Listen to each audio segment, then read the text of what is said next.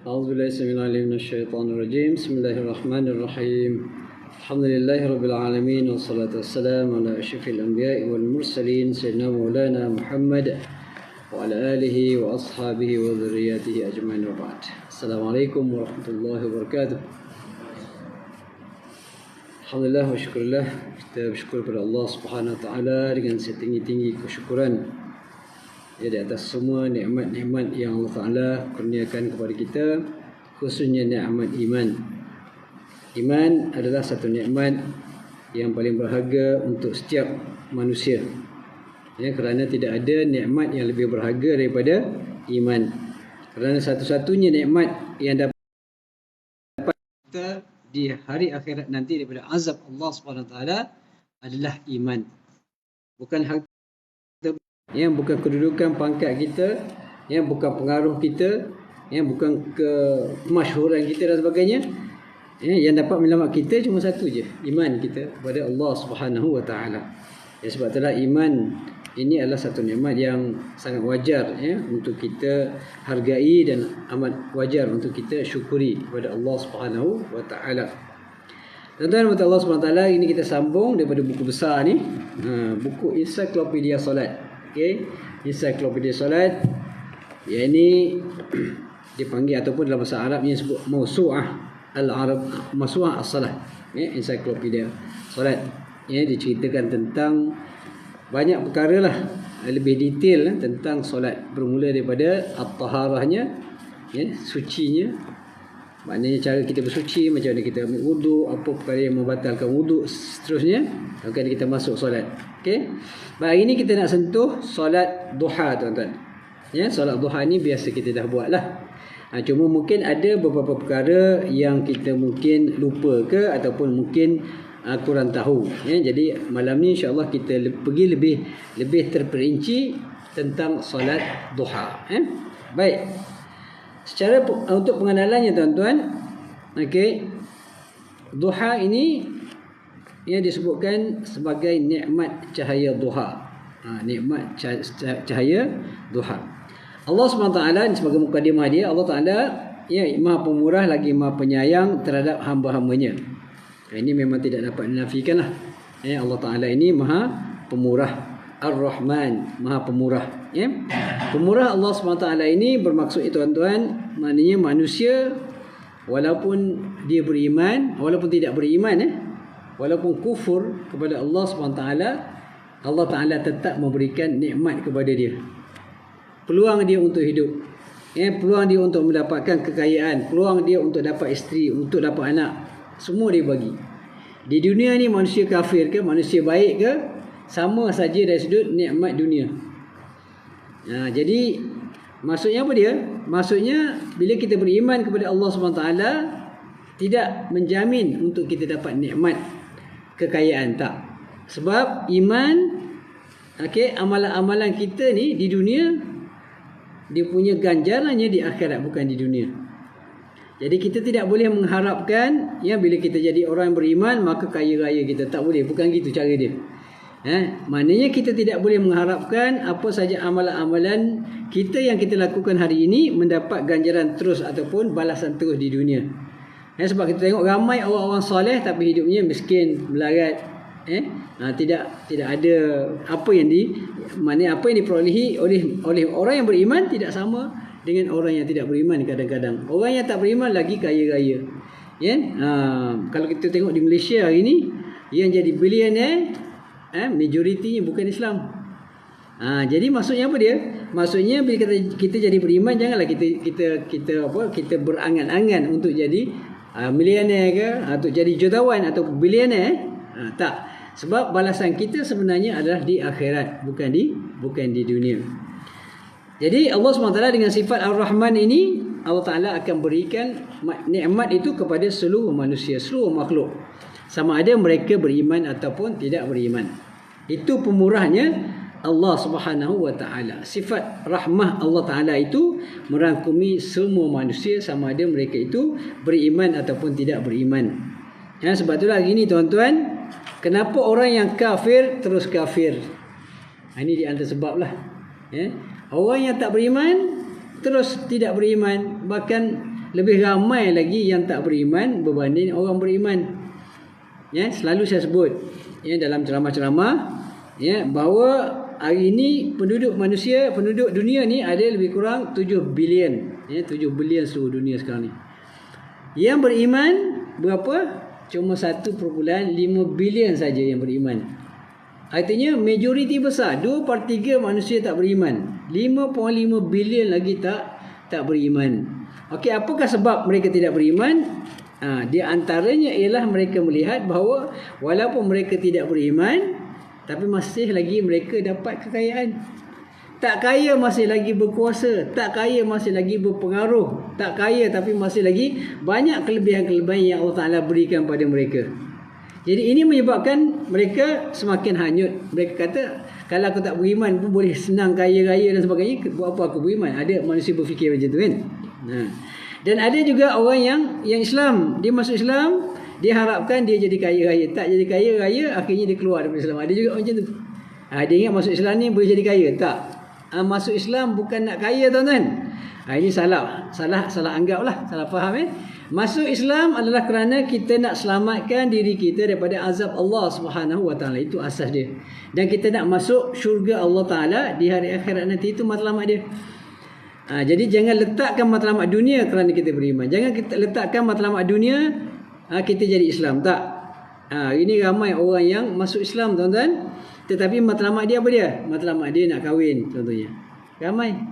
Banyak kes berlaku jadi dia masuk Islam tu tujuan dia, matlamat utama dia yang menjadi asas kenapa dia masuk Islam adalah kerana semata-mata nak kahwin. Sebab yang si Melayu, yang orang Melayu, yang Islam ni kata syarat dia kalau you nak kahwin dengan I, kata dia kena masuk Islam. Okey, no problem, saya masuk Islam. Dia pun masuk Islam, maka kahwinlah dia. Okey, jadi matlamat dia apa dia? Matlamat dia kerana nak kahwin, bukan kerana keimanan yang sebenar, bukan kerana dia yakin Islam itulah agama yang benar. Tidak. Ini bukan semualah, tapi sebahagian, ramai tuan-tuan. Jadi akhirnya apa dia? Akhirnya berlaku apa dia? Akhirnya bila dah bercerai, maka bercerai juga dia daripada Islam. Bercerai daripada Islam juga. Sebab apa? Sebab dia masuk tu bukan tujuannya kerana nak Islam betul, kerana nak kahwin. So dah tak boleh kahwin, dah bercerai, maka keluarlah daripada Islam. Banyak kes berlaku macam tu. Sebab itulah Islam ini adalah agama yang bukan berasaskan kepada keduniaan. Kita tak boleh kata masuk Islam kita nak dunia. Memang tak dapat dunia tuan-tuan. Tidak ada jaminan. Kecuali lah kalau orang tu Islam, dia beriman kepada Allah, dia beribadah, dia taat kepada Allah Ta'ala, tapi dalam masa yang sama dia rajin bekerja. Contohnya rajin berniaga, tak malas, maka Allah Ta'ala mungkin juga boleh bagi kepada dia kekayaan. Bukan makna bila orang Islam tu mesti jadi miskin. Tak. Orang Islam boleh jadi kaya, tapi jangan masuk Islam kerana nak kaya. Itu kena betulkan. Jangan masuk Islam dengan harapan boleh jadi kaya dengan sebab jadi Islam. Tak. Jadi Islam saja tak kaya. Yang menjadikan orang kaya adalah usaha dia. Maknanya dia punya perniagaan dia, contohnya kerja dia. Itulah sebenarnya yang menyebabkan dia jadi kaya, bukan kerana Islam tu. Okey, Islam tak menjaminkan kekayaan kepada penganutnya, tapi Islam menjanjikan keselamatan dan kesejahteraan untuk semua umat Islam di hari akhirat nanti. Ini kena jelas matlamat kita, kenapa kita memeluk Islam. Bagi mereka yang baru memeluk Islam, kena faham. Baik. Kemudian sifat Allah Ta'ala juga adalah Ar-Rahim. Ar-Rahim ni penyayang. Yang pertama sifat Allah Ar-Rahman, pemurah. Macam saya sebutkan tadi, pemurah ni Allah Ta'ala bagi rezeki ni kepada seluruh manusia, sama ada mereka beriman ataupun tak beriman. Tetapi Ar-Rahim ni lain tuan-tuan. Ar-Rahim ni khusus untuk akhirat. Sebab itulah dalam satu hadis Nabi SAW menyebutkan bahawa Allah SWT itu ada mempunyai 100 rahmah. 100 rahmah Allah Ta'ala. Hanya satu diturunkan ke dunia. Satu saja. Dengan sifat Rahman Allah Ta'ala itu, Allah Ta'ala memberikan rezeki seperti mana yang kita jelaskan tadi kepada seluruh umat manusia walaupun dia tidak beriman. Satu diberikan dunia. Satu Allah bagi pun Masya Allah. Ramai jadi bilioner. Satu rahmatnya Allah Ta'ala bagi dunia ni. Okey. Tetapi 99 lagi akan disimpan di akhirat. Itu rahmat Allah Subhanahu wa Ta'ala. Kenapa kita perlu rahmat Allah Ta'ala lebih di akhirat? Kerana akhirat ini kehidupannya kekal abadi. Kehidupannya tidak ada penghujung. Kalau masuk syurga, syurgalah selama-lamanya, tidak ada penghujungnya. Kalau masuk neraka, bagi orang yang kafir, masuk neraka selama-lamanya. Bagi orang Islam yang melakukan kemaksiatan kepada Allah, dia boleh lagi masuk dalam syurga. Walaupun dia berdosa. Dengan apa? Dengan rahmat Allah. Dengan rahmat Allah Subhanahu Wa Taala. Kita orang Islam ni tuan-tuan, kita tidak boleh menganggap bahawa dengan amalan kita lah kita masuk syurga. Tak boleh tuan-tuan. Okey, kita masuk syurga adalah kerana rahmah daripada Allah Subhanahu Wa Taala. Okey, sebab apa? Sebab kalau sekiranya kita mengharapkan amalan kita lah yang membawa kita masuk syurga, memang tak layak pun. Memang tak layak kita masuk syurga dengan amalan kita. Cuba sebut amalan apa yang kita rasa nilainya sangat tinggi di sisi Allah Subhanahu Wa Taala, yang kita rasa layak kita masuk syurga. Solat ni tuan-tuan memanglah pahalanya besar. Satu amalan yang sangat tinggi kedudukannya di sisi Allah Subhanahu Wa Taala. Tapi kalau kita kira masanya yang kita ambil, berapa minit je? Solat 10 minit je satu waktu. Maknanya kalau kita solat yang wajib saja, yang setiap hari 5 waktu, baru 50 minit. Rasa-rasa layak ke dengan 50 minit dia masuk syurga tuan-tuan? Tak layak. Tak layak masuk syurga dengan hanya beribadah 50 minit. Itu tak termasuk lagi dosa lagi tu. Itu ibadah saja baru 50. Itu kalau yang solat 100%. Dalam solat pula boleh ditanya pula. Termasuklah yang jadi imam. Kan? Solat 5 waktu okey, alhamdulillah. Berjemaah alhamdulillah. Tapi dari sudut nilai dia, kualiti dia, macam mana?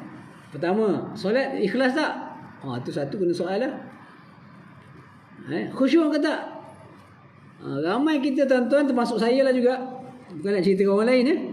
Sebab nak dapat khusyuk dalam solat ni sangat payah tuan-tuan. Sangat payah. Kita solat kalau dapat markah 50% pun alhamdulillah lulus. Takut fail tuan-tuan. Takut daripada awal sampai akhirnya lara. Ingat dunia, ingat urusan kita. Ingat urusan dunia kita. Dunia dah sibuk dah. Kita dalam dunia dah sibuk sangat, dah hari-hari buat kerja daripada pagi sampai petang sampai malam, kadang-kadang kerja. Masuk dalam solat pun duk fikir dunia lagi. Ini antara kelemahan kita lah tuan-tuan. Jadi kalau solat yang macam ni, kualitinya rendah, nak harap masuk syurga, tak layak tuan-tuan. Tak layak. Baik, apa lagi amalan kita yang kita buat? Apa lagi selepas solat? Itu solat yang asas tu. Zakat, berapa banyak kita keluar zakat? Ada juta-juta? Tak ada juta-jutanya tuan-tuan. Apatah lagi kita orang yang sederhana hidupnya, tak ada juta-juta. So, macam mana nak masuk syurga? Lepas tu dosa lagi. Dosa matanya, dosa mulutnya, dosa macam-macam, kaki tangannya. Jadi kalau kita cari satu amalan yang besar, betul tak nampak tuan-tuan. Okey, nafkah kepada keluarga, berapa banyak nafkah? Jadi kalau kita kira-kira ni tuan-tuan, memang tak layak masuk syurga Allah Ta'ala. Sebab syurga Allah Ta'ala ni sangat luar biasa. Nikmatnya sangat hebat.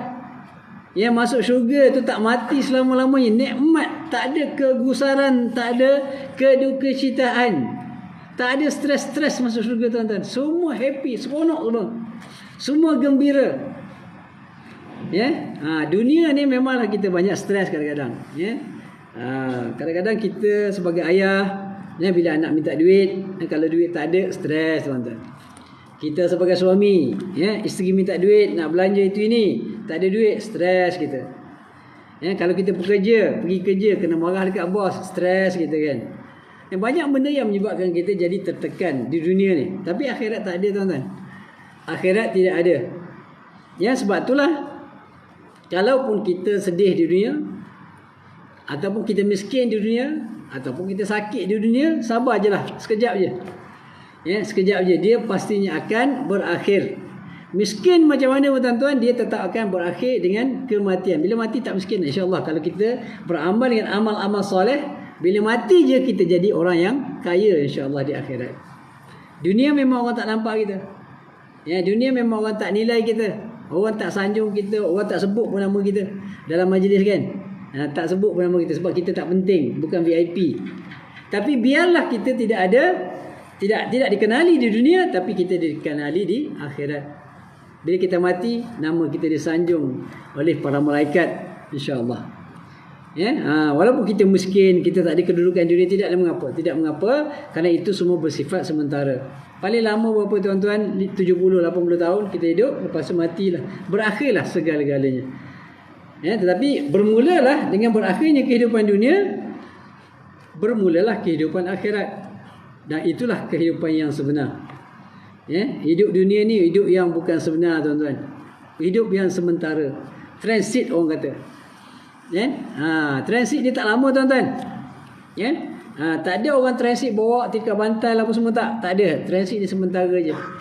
Ya, contohnya kita nak pergi ke Mekah lah tuan-tuan. Contohnya tidak ada direct flight. Flight maknanya kita singgah dekat Dubai sekejap contohnya, atau singgah dekat Amman sebagai contoh kan. Transit sekejap je, 2 jam 3 jam, kadang-kadang ada sampai 12 jam, paling lama pun biasa 1 hari macam tu kan. Transit tu je. Lepas tu kita akan tinggalkan tempat transit kita, kita pergilah destinasi kita. Nak pergi Mekah, Mekah itulah destinasi kita sebenar. Jadi kita nak fikir mana? Nak fikir hidup masa transit tu ke, ataupun kita nak fikir hidup di Mekah? Sebab itulah matlamat kita, Mekah lah yang kita fikir. Contohlah, sama juga di kita dunia. Dunia ni sementara tuan-tuan. Dunia ni adalah sementara. Transit orang tak. Sepatutnya, transit ini kita tidak perlulah orang kata sampai mencari harta sampai lupa dunia, sampai lupa akhirat. Boleh cari, boleh cari kekayaan, tidak salah. Tidak ada masalah untuk kita jadi orang kaya, tidak ada salah untuk kita jadi jutawan, dan sebagainya. Kerana bila kita jadi jutawan, maka insya-Allah dengan harta benda yang Allah Ta'ala bagi kepada kita itu, syarat dapat harta dengan cara yang halal lah. Kerana belanja pula di tempat yang dibenarkan oleh hukum syarak. Maka bila kita jadi jutawan yang mukmin, yang soleh, maka harta benda kita itu akan membantu kita masuk syurga. Tidak ada masalah. Cuma yang masalahnya, ada orang yang cari harta dunia sampai lupa akhirat, sampai lupa halal haram, redah je semua. Ini masalah dia. Ya? Baik tuan-tuan dan Allah SWT, seperti mana saya jelaskan tadi, kenapa Allah Ta'ala sediakan rahmah di akhirat 99? Itulah di antaranya kerana Allah Ta'ala nak selamatkan manusia. Allah Ta'ala sayang kepada makhluk-makhluknya. Allah Ta'ala sayang kepada manusia ni. Walaupun banyak dosa, Allah Ta'ala nak bagi masuk syurga juga. Walaupun manusia berdosa, Allah Ta'ala kalau boleh nak ampunkan dosa. Sebab itulah apabila manusia itu melakukan dosa, kemudian dalam masa yang sama dia buat amal-amal soleh yang banyak, insya-Allah amal-amal soleh itu boleh menghapuskan kejahatan-kejahatan dia. Innal hasanat yudhibna sayyiat. Okey, maknanya benda-benda baik dia akan menghapuskan benda-benda jahat, dosa tu. Jadi sebab itulah di akhirat, kalau sekiranya amal-amal soleh kita lebih banyak tuan-tuan, lebih banyak daripada amal-amal yang jahat, insya-Allah Allah Ta'ala akan ampunkan kita dan masukkan kita dalam syurga.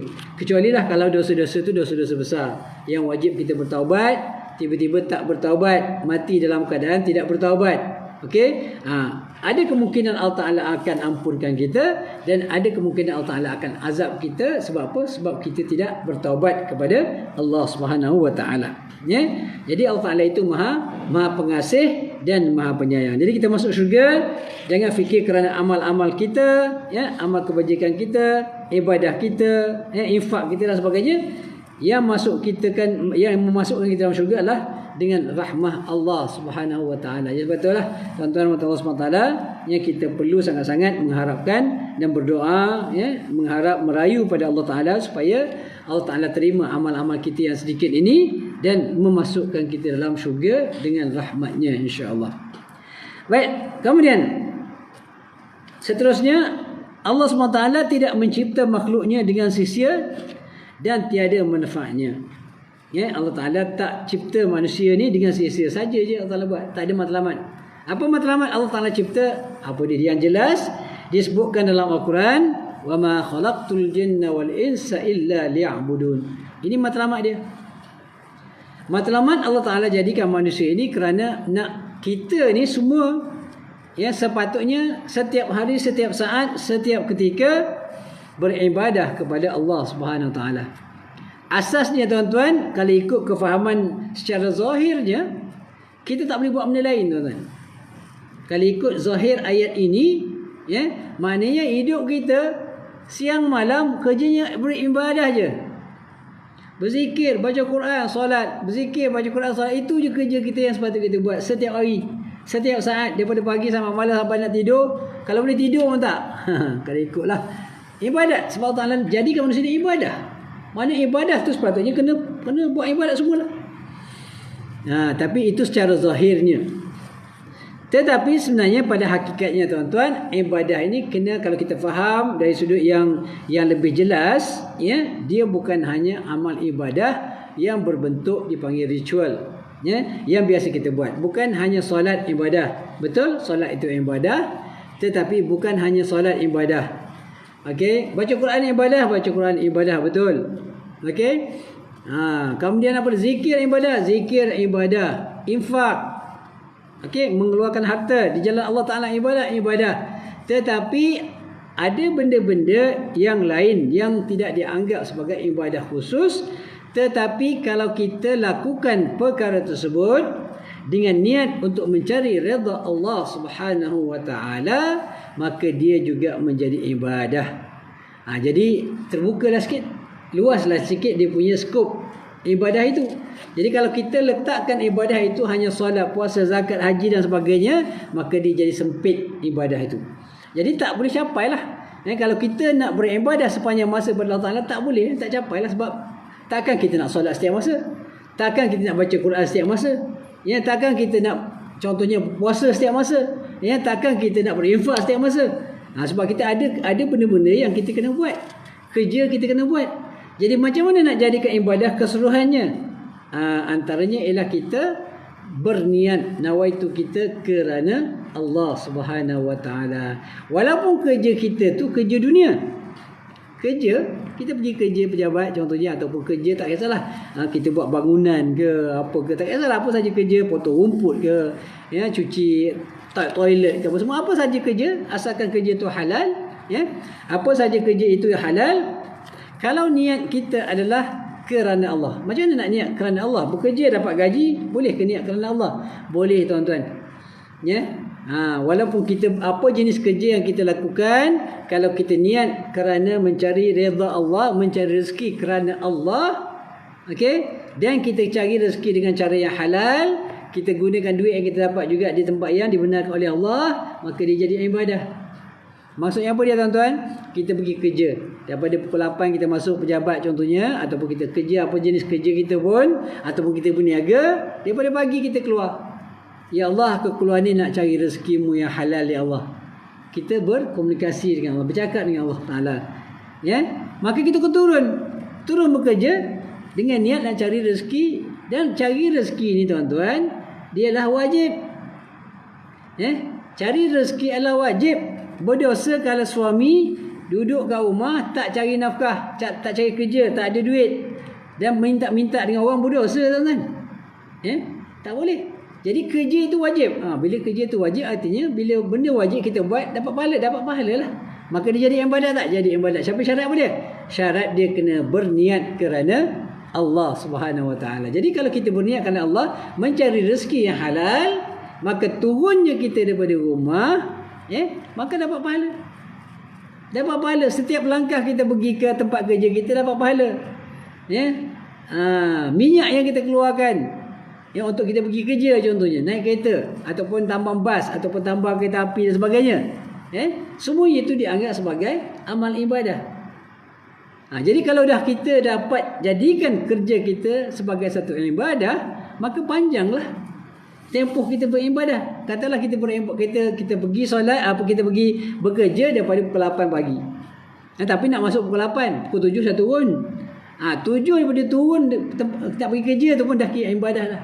Sampai tempat kerja kita buat kerja dengan betul, dengan amanah, tak curi tulang, tak menipu, tak saja-saja buang masa main-main, buat benda yang tidak ada kaitan dengan kerja kita, tidak khianat kepada majikan contohnya.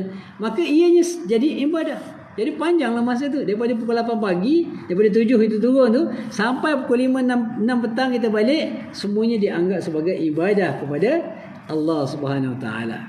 Kalau kita makan kita niat, ya Allah, aku makan ni kerana-Mu ya Allah. Dengan makan ni aku sihat, makan ni ada tenaga, aku boleh buat kerja, aku boleh buat ibadah. Maka makan pun jadi ibadah. Minum pun sama, tidur pun sama. Malam nak tidur tuan-tuan, ya Allah, aku tidur ni kerana-Mu ya Allah. Aku nak rehat sebab pagi besok aku nak pergi kerja, nak cari nafkah, nak tunaikan tanggungjawab untuk anak dan isteri aku. Maka tidur tu pun jadi ibadah. Jadi barulah boleh tercapai matlamat yang Allah Ta'ala jadikan kita ni untuk beribadah kepada Allah. Dengan cara apa? Dengan cara menukar, memperbetulkan nawaitu kita, niat kita buat segala-galanya kerana Allah Subhanahu Wa Ta'ala. Itu syarat dia. Jadi itu kelebihannya niat ni tuan-tuan. Niat ini boleh menukar perkara-perkara yang harus. Perkara harus yang kita buat hari-hari, kalau kita niat kerana Allah, maka dia jadi ibadah. Jadi ibadah tuan-tuan. Makan minum jadi ibadah. Kita pergi makan angin bawa keluarga kita masa cuti pun kan. Cuti sekolah, bawa pergi makan angin anak-anak, isteri contohnya. Dapat pahala tuan-tuan. Niat kerana Allah, semuanya dapat pahala. Jadi semuanya boleh dijadikan ibadah bila niat kita kerana mencari redha Allah Subhanahu Wa Taala. Jadi Allah Taala cipta manusia ni bukan sia-sia. Matlamatnya antaranya tadi, makhluk dicipta ni ada matlamat dia, ada dia punya matlamat tertentu, ada manfaat yang tertentu. Jadi walaupun kita tengok tuan-tuan, makhluk-makhluk yang ada di sekeliling kita ni kadang-kadang kita nampak macam tak ada kaitan dengan kita. Kita tengok rumput-rumput, apa kaitan rumput dengan kita? Mungkin tidak ada kaitan secara direct, tapi kalau orang yang contohnya membela lembu, memelihara lembu contohnya, menternak lembu, rumput tu perlu. Rumput itu sebagai makanan kepada lembu. Lembu tu kemudian dia dah membesar, dia sembelih, maka jadi lauk kita. Maka dia ada manfaat untuk kita. Walaupun secara pada zahir kita nampak tak ada kaitan, tapi dia sebenarnya banyak kaitan. Banyak kaitan. Jadi semua yang Allah Taala buat ni secara umumnya ada memang khusus untuk makhluk-makhluk tertentu, dan kebanyakannya adalah untuk makhluk manusia. Kebanyakan yang dicipta Allah Taala atas dunia ini adalah untuk makhluk manusia. Memang makhluk lain pun ada manfaat dia, tapi banyak sebenarnya dicipta untuk manusia. Baik. Malah Allah SWT yang maha bijaksana tidak membiarkan mereka dalam keadaan terkapai-kapai tanpa pedoman dan panduan, terbiar tanpa pengisian dan juga amalan. Jadi Allah Ta'ala bila jadikan manusia, Allah Ta'ala nak manusia ini taat pada Allah. Allah Ta'ala nak kita ni menyembah Allah. Allah Ta'ala nak kita ni, manusia ni sepatutnya beriman. Sepatutnya semua manusia beriman kepada Allah. Itu sepatutnya. Sebab itulah Allah Ta'ala turunkan syariat. Allah Ta'ala turunkan Al-Quran. Allah Ta'ala turunkan kitab-kitab, Taurat, Zabur, Injil dan sebagainya, dan Quran. Tujuan dia adalah untuk memberi panduan kepada umat manusia. Kemudian Allah Ta'ala turunkan Nabi-Nabi. Untuk apa? Untuk memberi panduan kepada manusia. Sebab manusia ni, sebijak mana pun dia tidak boleh berfikir secara, maknanya boleh menyelesaikan semua masalah. Manusia tak boleh selesai semua masalah. Manusia tak boleh tahu tentang akhirat. Dia tak tahu tentang akhirat. Kalau contohlah kita ambil seorang budak dilahirkan, kemudian letak dalam hutan. Contohlah, letak dalam hutan, tak ada berhubung dengan siapa-siapa. Duduk dengan monyet ke, contohlah macam Tarzan. Contoh. Boleh tak dia fikir pasal akhirat? Tak boleh tuan-tuan. Tak boleh fikir. Akhirat ni bukan benda yang boleh difikir oleh manusia secara sendiri. Mesti ada pihak yang memberitahu dan mengajarnya. Kita tahu tentang akhirat dengan cara macam mana? Macam inilah di antaranya. Datang ke surau, datang masjid, mana ustaz-ustaz mengajar, tok guru mengajar. Maka itu kita tahu tentang akhirat. Bila kita tahu tentang akhirat, terpulanglah pada kita nak beriman kata tak. Bila kita orang Islam, alhamdulillah kita beriman. Allah Ta'ala bagi panduan. Jadi sebab itulah manusia ni tidak boleh dibiarkan bersendirian. Saya ambil contoh mudah lah. Mencuri, tuan-tuan. Mencuri bagus ke tak bagus? Tanya, mencuri bagus tak? Tak bagus? Bagus. Kenapa tak bagus? Tak bagus bagi mangsa curi. Mangsa curi tak bagus lah, kan? Kita student contohnya. Kalau student ni? Student bukan? Bukan student, okey, contohlah. Baru ni, bukan baru ni lah, lama juga lah, dekat kawasan Anggerik lah. Satu malam pencuri masuk. Dan yang bagusnya, pelajar-pelajar Muslim ni dia punya tawakal sangat tinggi tau. Sangat tinggi. Dia tidur bukan tutup pintu. Hebat hebat. Dia punya tawakal Allah tu hebat. Tak tutup pintu kan? Sebab saya pernah berjiran dengan pelajar Muslim. Pukul 1-2 pagi tu bergelimpangan tidur, pintu tak tutup pun. Tak tutup kan? Punya tawakal dia sangat tinggi. Tanya orang pelajar Muslim lah. Satu malam masuk pencuri. Kalau tak salah saya, satu malam tu 12 komputer hilang. Satu malam, tuan-tuan. Okey, bagus tak mencuri? Bagi pencuri baguslah. Kalau dia boleh jual lelong satu komputer 1,000, malam tu kurang daripada setengah jam 12,000 dia dapat, tuan-tuan. Bagus tak? Bagus. Bagus bagi orang mencuri lah. Tapi mangsa curi tak bagus lah. Baru beli komputer, nak buat assignment, nak exam, dah kena curi. Dah letih mak ayah ngumpul duit pula. Kalau orang kaya tak apa. Susah tak? Susah. Tapi walaupun ada kebaikan, tetapi oleh kerana keburukannya lagi besar, yang manfaat sikit orang yang tertentu saja. Orang mencuri lah manfaat, tapi keburukannya dirasai oleh kebanyakan orang. Maka dalam Islam, dia bukan melindungi orang tertentu. Dia bukan melindungi seorang dua orang, tapi yang lain murahnya tak boleh. Dia manfaat itu mesti diperoleh oleh ramai orang. Dan mudarat itu kalau sekiranya maknanya terkena ataupun terkena kemudaratan itu kepada ramai orang dan hanya sebahagian kecil dapat manfaat, maka tetap diharamkan oleh Allah Subhanahu Wa Taala. Jadi kalau logik akalnya, kalau kita kata hukumlah, katalah hukum mencuri ni belum ada. Contoh. Maka kalau kita kumpulkan para pencuri berdasarkan pada akal mereka kata mencuri itu bagus. Tapi kalau kita kumpulkan mangsa curi akan kata benda itu tak bagus. Jadi kalau diberikan akal manusia berfikir, maka tak akan berjumpa lah setiap masa. Yang mencuri kata bagus, yang kata tak bagus. So yang mencuri dia terus mencuri. Yang tak mencuri tu mana mungkin satu hari dia akan mencuri. Contohnya. Sebab dia nampak daripada aku je kena curi, baik aku curi juga. Contoh macam tu. Mungkin dia akan fikir macam tu. Sebab itu fikiran manusia. Tapi bila Allah letakkan benda ni haram, berdosa, bahkan kalau sabit kesalahan orang mencuri boleh dipotong tangan, maka manusia tak mencuri lah. Manusia akan cuba menjauhkan diri daripada mencuri. Kenapa? Kerana mencuri dia potong tangan, tuan-tuan. Contohnya. Jadi Allah Ta'ala turunkan hukum hakam sebagai panduan, sebab manusia ni dia tidak boleh berfikir bersendirian. Walaupun Allah Ta'ala Islam mengiktiraf, Allah Ta'ala mengiktiraf akal manusia. Bukan tak boleh pakai akal, boleh, tetapi tak boleh pakai akal semata-mata. Hari ni kita tengok, tuan-tuan, ramai kumpulan-kumpulan wanita, pejuang-pejuang wanita ni, dia nak semua sama.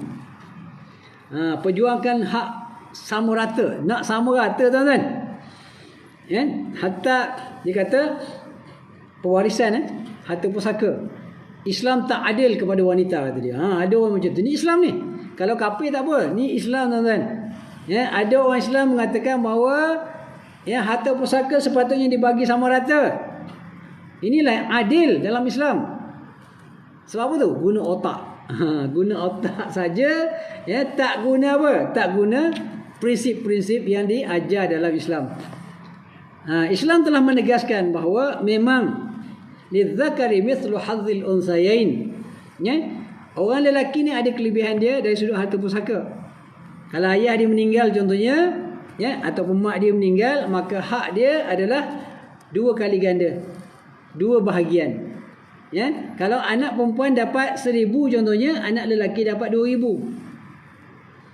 Ini yang dipertikaikan oleh sebahagian umat Islam yang tak faham ni. Kenapa pula bagi tak sama kata? Ini sama-sama anak, lelaki pun anak, perempuan pun anak. Kan? Bagi berbeza kenapa tak adil? Ini sudah tidak adil kan? Sedangkan dia tidak melihat bahawa Islam itu bila meletakkan satu-satu hukum, ia mestinya ada sebab-sebab, ada maqasidnya. Ada tujuan dia, ada sebab dia. Apa sebab dia? Antara sebabnya ialah orang lelaki ni memang banyak pakai duit. Orang lelaki banyak pakai duit. Okey, sebab itulah Allah Taala berikan lebih banyak lelaki ni duit atau harta pusaka. Okey, bila dia kahwin, mahar siapa bayar? Lelaki bayar. Sekarang nak kahwin tuan-tuan, mahal, bukan murah-murah. Kan? Kahwin sekarang sekurang-kurangnya ada 10,000 tuan-tuan. Nak kahwin. Itu orang kampung, orang bandar lagi lah. Orang kampung sekarang dah 10,000 tuan-tuan. Mahal nak kahwin. 10,000 tuan-tuan. Mahal dengan hantaran sekali lah. 10,000. Mahal. Siapa yang bayar? Lelaki bayar. Dah kahwin. Isteri kerja. Suami kerja. Siapa kena bayar nafkah? Lelaki juga bayar nafkah. Tapi isteri gaji besar pada suami? Tak. Suami gaji kecil pun dan isteri lebih besar gaji, yang kena bayar nafkah sama dia? Suami juga. Suami tak berhak pun ambil harta pada isteri dia. Walaupun isteri dia gaji lebih besar, tak boleh ambil tuan-tuan, kecuali dengan izin dia. Nampak tak? Lepas tu beranak. Siapa bagi makan anak? Isteri bagi makan anak. Tapi duit siapa? Duit suami juga kan. Jadi ini di antara sebab-sebab lah. Antara sebab-sebab kenapa masuk dalam